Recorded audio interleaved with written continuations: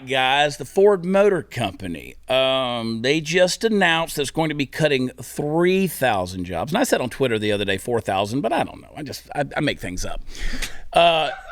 2,000 salary and 1,000 agency positions are going to be wiped off their corporate map this week. And there's a very compelling and frustrating reason why. Now, I don't want you to be shocked by this. So if you happen to be standing up right now, you just have a seat, all right? Hold on to the armrest. Pull your Paul Pelosi out and grab yourself a crutch.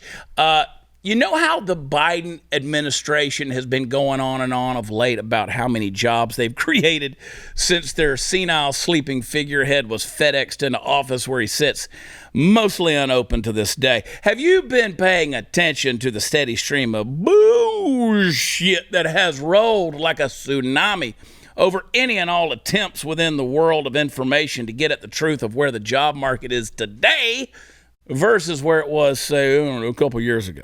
Well, that same administration, dolling itself up, as it were, as if it weren't a cheap political hooker, is pretty much directly responsible for what's going on at Ford right now.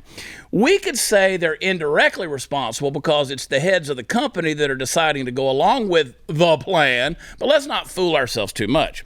Ford's working steadily to go along with the administration's plan to replace, wait for it, internal combustion cars with electric vehicles post-haste. And in order to do that, they're going to have to let some people go. And this is probably just the beginning because, of course, doing a turnover like this isn't going to go exactly as planned. Now, of course, it's going to take longer and cost more than they think it will. And, of course, the collateral damage to their workforce it's just going to extend well beyond the narrow range of the economic and political blinders they're willingly wearing right now.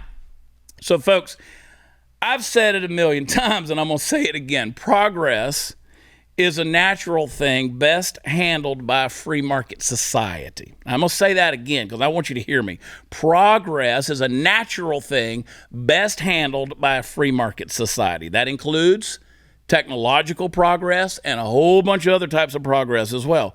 Human beings innovate. We've been doing it ever since the first caveman rubbed a couple of sticks together until he produced some smoke and fire. Living things grow, growing things change, changing things challenge us. That's what happens with innovation. I get it. No government had to come along and regulate the way the caveman invented fire or how quickly after inventing fire someone needed to create matches. If there were some magical utopian realm in which government actually could do something like that successfully long term, its proponents might, and I stress might, have an argument. But it doesn't happen that way. Inevitably, the corruption which riddles every government structure like a metastasizing cancer will win the day and screw everything up, usually quite royally. Electric cars may well be the future, or even just a stair step on the way to something even better. I don't know. I mean, I got George Jetson dreams. I've got nothing against them in theory, but the brass tacks to which we all eventually must get down, just lay down those brass tacks. They state that government overreach to try to make the mandatory change is going to cause more harm than it does good.